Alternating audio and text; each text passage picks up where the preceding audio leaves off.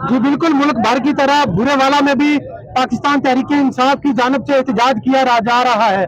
ज़ुमान park में lathi charge shelling के खिलाफ इस वक्त पाकिस्तान तहरीक इंसाफ के कारकुन एहतजाज कर रहे हैं। मेरे साथ कुछ रहनुमा मौजूद हैं, हम उनसे बात करके मौजूदा सूरत हाल के मुतालिक जानते हैं। जी आप बताएंगे कि जो ज़ुमान पार्क में लाठीचार्ज और शेलिंग की गई उसके हवाले से आप क्या कहेंगे? ये एक लाकानूनियत है इस मुल्क में। ये जुल्म का निज़ाम जो चल रहा है, इस जुल्म के निज़ाम से छुटकारा पाने के लिए हम यहाँ पे रोड पे एहतजाज कर रहे हैं और अपना पूरा मन एहतजाज रिकॉर्ड करवा रहे हैं पूरे मुल्क पाकिस्तान की तरह। यहाँ ये एहतजाज तब तक जारी रहेगा जब तक इमरान खान की सिक्योरिटी को इंश्योर नहीं किया जाता कि वो सेफ है, तब तक कारकुनान यहाँ पे बैठ के पूरा मन एहतजाज करते रहेंगे।